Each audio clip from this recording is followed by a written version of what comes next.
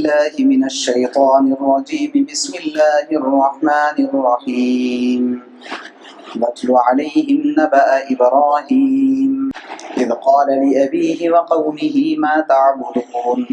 قالوا نعبد أصناما فنظل لها عاكفين قال هل يسمعونكم إذ تدعون أو ينفعونكم أو يضرون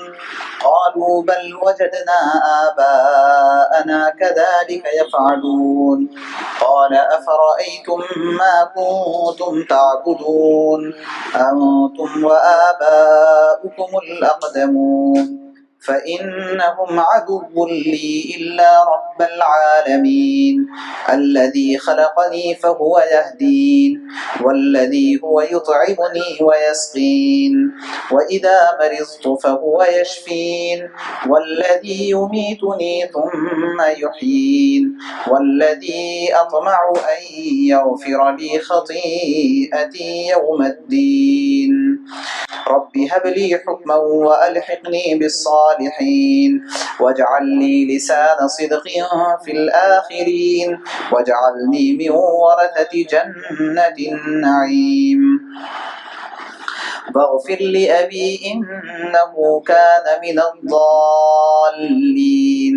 ولا تخزني يوم يبعثون يوم لا ينفع مال ولا بنون إلا من أتى الله بقلب سليم صدق الله العظيم۔ حضرت ابراہیم علیہ السلام کی زندگی کے جو 4 اہم پہلو ہیں ان میں سے کل پہلے پہلو پر اللہ تبارک و تعالیٰ کی توفیق سے روشنی ڈالی گئی تھی۔ آج دوسرا پہلو جو قوم کو دعوت دینے سے متعلق ہے اس سے متعلق رکوع کی تلاوت کی گئی ہے۔ یہ سورۃ الشعراء رکوع نمبر 4 آیت نمبر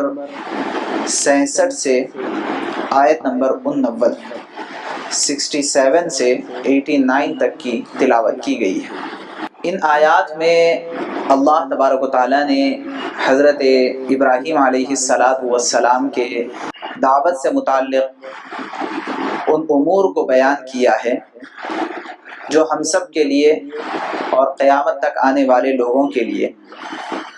بہت زیادہ سبق آموز ہے اور اس سے ہم بہت فائدہ اٹھا سکتے ہیں۔ چنانچہ اس کے علاوہ دوسری آیات میں بھی مثلا سورۃ الانعام پارہ 7 میں بھی قوم کو دعوت دینے سے متعلق پورا مضمون اللہ نے بیان فرمایا ہے۔ وَكَذَلِكَ نُرِي إِبْرَاهِيمَ مَلَكُوتَ السَّمَاوَاتِ وَالْأَرْضِ وَلِيَكُونَ مِنَ الْمُوقِنِينَ فَلَمَّا جَنَّ عَلَيْهِ اللَّيْلُ رَأَىٰ كَوْكَبًا قَالَ هَٰذَا رَبِّي فَلَمَّا أَفَلَ قَالَ لَا أُحِبُّ الْآفِلِينَ فَلَمَّا رَأَى الْقَمَرَ بَازِغًا قَالَ هَٰذَا رَبِّي فَلَمَّا أَفَلَ قَالَ يَا قَوْمِ إِنِّي بَرِيءٌ مِّمَّا تُشْرِكُونَ فلما أفل قال لئن لم يهدني ربي لأكونن من القوم الضالين فلما رأى الشمس بازغة قال هذا ربي هذا أكبر فلما أفلت قال يا قوم إني بريء مما تشركون۔ وہاں بھی بہت تفصیل کے ساتھ اللہ تبارک و تعالیٰ نے قوم کو دعوت دینے سے متعلق ایک بہت ہی حکمت بھرے انداز کو بیان کیا ہے۔ پہلے وہ سنتے چلتے ہیں کہ حضرت ابراہیم علیہ السلام کی قوم جیسے بت پرست تھی ایسے ہی کواکب پرست بھی تھی۔ وہ ستاروں کی پوجا بھی کیا کرتے تھے اور ستاروں کی عبادت میں مشغول تھے اور اس کو بہت ہی محترم اور معزز سمجھا کرتے تھے۔ جب حضرت ابراہیم علیہ السلام انہیں دعوت دیتے تو انہیں بات سمجھ میں نہ آئی، تو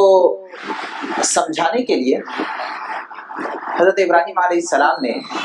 فرمایا کہ چلو میں بھی ان ستاروں کو اپنا خدا مان لیتا ہوں۔ صرف زبانی طور پر کہا، مانا نہیں۔ پھر دیکھا کہ تھوڑی دیر میں یہ تو بے نور ہو گئے، تو کہا کہ یہ کیسا خدا ہے جس کی خدائی کے اندر کوئی مداومت نہیں ہے اور کوئی استقلال نہیں ہے، تھوڑی دیر میں ختم۔ پھر تھوڑی دیر کے بعد کہا کہ چلو ٹھیک ہے، یہ چاند بڑا نظر آ رہا ہے، اس کو خدا مان لیتے ہیں۔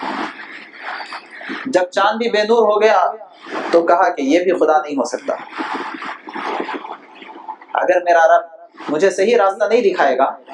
تو میں تو بہت گمراہ ہو جاؤں گا۔ جب دن نکلا تو کہنے لگے کہ چلو یہ سورج سب سے بڑا نظر آ رہا ہے، فلما رأى الشمس بازغة، سب سے روشن،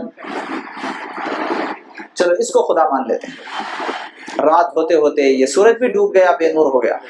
تو کہا کہ یہ کیسے خدا ہے کہ جن سے لوگ صرف یا تو دن میں یا رات میں فائدہ اٹھا سکتے ہیں، اس کے علاوہ ان سے فائدہ ہی نہیں اٹھایا جا سکتا، تو یہ کیسی خدائی ہے؟ اس کے بعد فرمایا انی وجہت وجہی للذی فطر السماوات والارض حنیفا وما انا من المشرکین، میں نے اپنے رخ کو اس ذات پاک کی جانب پھیر لیا جس نے زمین کو اور آسمان کو پیدا کیا ہے،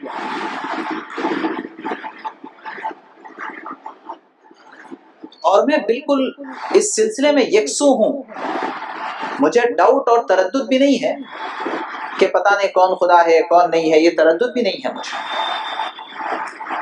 حنیفاً، اور کہنے لگے میں مشرکین میں سے نہیں ہوں، میں اللہ کو ایک مانتا ہوں، اس کے علاوہ کوئی جو ہے عبادت کے لائق نہیں ہے۔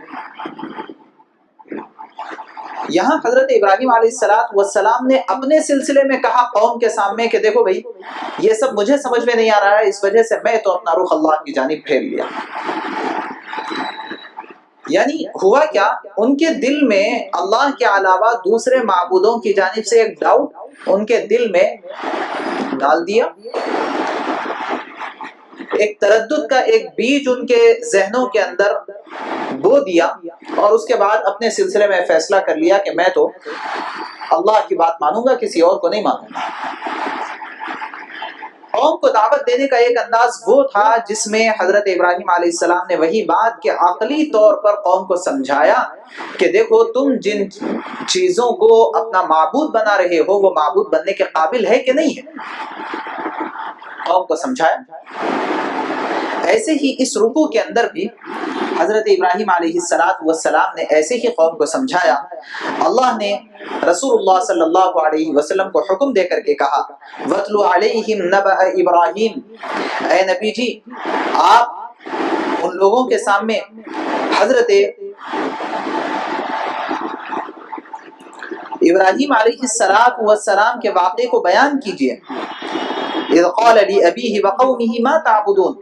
جبکہ وہ اپنے باپ سے بھی اور اپنی قوم سے بھی کہنے لگے کہ تم کس چیز کی عبادت کرتے ہو، ما تعبدون، تم کس چیز کی عبادت کرتے ہو۔ قالوا، انہوں نے کہا نعبد اصناما فنظل لها عاکفین، ہم بتوں کی عبادت کرتے ہیں اور انہی کے آگے دھرنا دیے رہتے ہیں، انہی کے آگے جمے رہتے ہیں، انہی کی عبادت کرتے ہیں، اسی پر جمے رہتے ہیں۔ اب حضرت ابراہیم علیہ السلام نے اپنا عقلی طریقہ شروع کیا، کل بھی بات آئی تھی وہی کہ وہ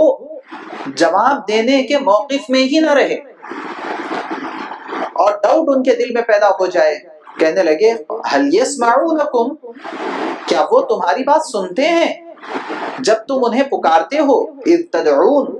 جب تم انہیں پکارتے ہو، او ينفعونکم، یا وہ تمہیں کوئی فائدہ پہنچاتے ہیں، او یضرون، یا نقصان پہنچا سکتے ہیں تمہیں۔ اب کوئی جواب ہی نہیں رہ گیا، دیکھنے میں تو بیچارے بالکل ایک جگہ خاموش ہے، کچھ نہ سن سکتے ہیں نہ کچھ بول سکتے ہیں، نہ کسی کے کچھ کام آنے کے ہیں، کچھ نہیں۔ تو آگے انہوں نے جواب دیا جب کچھ بن نہیں پڑتا ہے تو باطل کا ایک طریقہ ہے، یہاں پر جو بیان کیا گیا۔ ایسے اس دنیا کے اندر بھی بہت سارے لوگ آپ کو ملیں گے جو اس طریقے کے مطابق چلتے ہیں۔ وہ کیا کہ جب ان کے پاس کوئی جواب نہیں رہتا تو وہ یہ کہتے ہیں کہ ہمارے بڑوں سے ایسی طریقہ چلا آ رہا ہے، اس وجہ سے ہم ایسے ہی کر رہے ہیں، ہمارے باپ دادا کو ہم ایسے کرتے ہوئے دیکھے اس لیے ہم ایسے ہی کر رہے ہیں۔ تو اگر باپ دادا گمراہ تھے یا یہ کہ وہ کسی غلط طریقے پر قائم تھے تو یہ کوئی عقل مندی نہیں ہے کہ اس کو باقی رکھا جائے، بلکہ عقل مندی یہ ہے کہ اس کو ختم کیا جائے اور صحیح طریقے کو رائج کیا جائے۔ انہوں نے بھی ایسے ہی جواب دیا، کہا بل وجدنا آباءنا كذلك يفعلون، کہا کہ ہم نے اپنے آبا و اجداد کو، اپنے باپ دادوں کو اسی طرح کرتے ہوئے پایا ہے۔ تو حضرت ابراہیم علیہ السلام نے فرمایا افرأیتم ما کنتم تعبدون، بھلا کبھی تم نے ان چیزوں کو غور سے دیکھا جن کی تم عبادت کرتے ہو؟ ذرا تھوڑا ایک مرتبہ جاؤ اپنے مندر میں اور جا کر کے جن معبودوں کی عبادت کرتے ہو ذرا انہیں غور سے دیکھو بھی۔ افرأیتم ما کنتم تعبدون انتم وآباؤکم الاقدمون، تم بھی اور تمہارے پرانے باپ دادے بھی ذرا ایک مرتبہ اپنے معبودوں کو غور سے دیکھیں۔ فإنکم عدو لی الا رب العالمین، پھر حضرت ابراہیم علیہ السلام نے اپنا موقف سنا دیا کہ دیکھو وہ تمہارے معبود ہوں گے، لیکن دعوت دیتے دیتے اپنی بات کے اندر ٹرانسپیرنسی یہ بہت ضروری ہے، یہ اصول دعوت ہے۔ بہت سے لوگ یہ چاہتے ہیں کہ ہم سامنے والے کو دعوت دیں گے ان کا روپ دھار کر کے، یہ انبیاء کا طریقہ نہیں تھا۔ بھئی ہم سامنے والے کے موقف کو اختیار کر کے ان کو سمجھانے کی کوشش کریں گے، یہ انبیاء کا طریقہ نہیں ہے، اور اس کو مداہنت کہتے ہیں، اور بعض مرتبہ اسی کو الحاد کہتے ہیں۔ اور بہت سارے لوگ اس سلسلے میں کمپرومائز پر اتر جاتے ہیں کہ بھئی کیا ہوا، انہوں کچھ ایسا مان لے رہے ہیں تو اپنے کو کیا پریشانی ہے، فکر کرنے کی کوئی بات نہیں ہے، نہیں، بلکہ صاف صاف بالکل دو ٹوک انداز میں ہم چاہتے ہیں کہ دنیا کے تمام معاملات میں ٹرانسپیرنسی رہے، اور یہ عجیب بات ہے کہ دین کے معاملے میں دوغلا پن چل رہا ہے کہ چلو یہ بھی کر لو، چلو یہ بھی کر لو، ایسا بھی کر لو، ایسا بھی کر لو۔ یہ بہت غلط بات ہے اور انبیاء کا طریقہ نہیں ہے۔ صاف صاف حضرت ابراہیم علیہ السلام نے یہ کہہ دیا کہ دیکھو وہ تمہارے معبود ہوں گے اپنی جگہ، لیکن میں تو انہیں اپنا دشمن سمجھتا ہوں۔ کہا فَإِنَّهُمْ عَدُوٌّ لِّي إِلَّا رَبَّ الْعَالَمِينَ، سوائے رب العالمین کے یہ سارے کے سارے بت میرے دشمن ہیں۔ رب العالمین وہ میرا دوست ہے، وہ کون ہے؟ اب اللہ تبارک و تعالیٰ کا تعارف کروایا ہے۔ ایک طرف بتوں کے سلسلے میں بتایا کہ تم جس کی عبادت کر رہے ہو وہ نہ تم کو کوئی نفع پہنچا سکتے ہیں، نہ نقصان پہنچا سکتے ہیں، نہ تمہارے کچھ کام آ سکتے ہیں، اور جس رب کی میں عبادت کر رہا ہوں، فرمایا خلقنی فہو یہدین، وہ رب ہے جس نے مجھے پیدا کیا، پھر وہی میری رہنمائی فرماتا ہے۔ والذی هو یطعمنی ویسقین، وہی وہ رب ہے جو مجھے کھلاتا ہے اور مجھے پلاتا ہے۔ وَإِذَا مَرِضْتُ فَهُوَ يَشْفِينِ، اور جب میں بیمار ہوتا ہوں تو وہی مجھے شفا دیتا ہے۔ وَالَّذِي يُمِيتُنِي ثُمَّ يُحْيِينِ، وہی وہ رب ہے جو مجھے موت بھی دیتا ہے اور جو مجھے زندہ بھی کرتا ہے، زندگی بھی دیتا ہے۔ وَالَّذِي أَطْمَعُ أَن يَغْفِرَ لِي خَطِيئَتِي يَوْمَ الدِّينِ، اور وہی وہ پروردگار ہے جو میرے گناہوں کو معاف کرتا ہے، جب میں اس سے امید رکھتا ہوں معاف کرنے کی تو وہ قیامت کے دن میرے گناہوں کو بخش دے گا اور معاف کر دے گا۔ اس کے بعد اب حضرت ابراہیم علیہ السلام آئے دعا۔